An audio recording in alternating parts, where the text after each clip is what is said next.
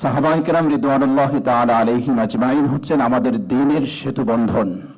তাদেরকে মাইনাস করে কখনো দ্বীনের এই সেতু কখনো টিকতে পারে না। সহিহ মুসলিমের হাদিসের মধ্যে নবী করিম সাল্লাল্লাহু আলাইহি ওয়াসাল্লাম এদিকে ইঙ্গিত করেছেন, আসহাবি আমানাতুন লিহাদিহিল উম্মাহ।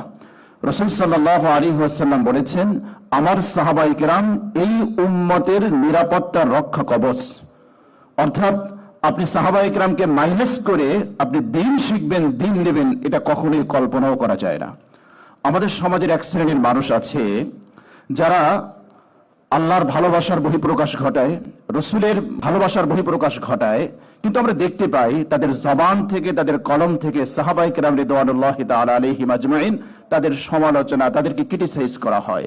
এটা অত্যন্ত দুঃখজনক। আমরা বলতে চাই, আরে নাদান, সাহাবায়ে কেরাম রিদওয়ানুল্লাহি তাআলা আলাইহিম আজমাইন তাদেরকে কষ্ট দেওয়া স্বয়ং রাসূল করিম সাল্লাল্লাহু আলাইহি ওয়াসাল্লামকে কষ্ট দেওয়ার শামিল।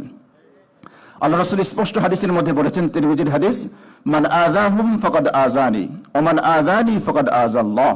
যে ব্যক্তি সাহাবায়ে কেরামকে কষ্ট দিল সেজন্য আমি রাসূল আমাকে কষ্ট দিল, আর যে ব্যক্তি আমাকে কষ্ট দিল সেজন্য স্বয়ং আল্লাহকে কষ্ট দিল।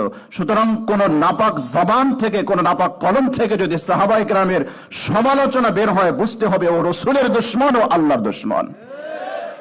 কথা সংক্ষেপ, সাহাবায়ে কেরাম রিদওয়ানুল্লাহি তাআলা আলাইহিম আজমাইন সম্পর্কে আমাদের আকীদা কি হবে? আবু জাফর আত-তাহাবী রাহিমাহুল্লাহ তিনি আল আকীদাতুত তাহাবীর মধ্যে বিস্তারিত আলোচনা করেছেন। আমি একটা লাইন শুধু কোট করতে চাই। তিনি বলেছেন, সাহাবায়ে কেরামের ব্যাপারে আমরা কি আকীদা রাখবো? হুব্বুহুম ঈমানুন ওয়া দীনুন ওয়া ইহসানুন।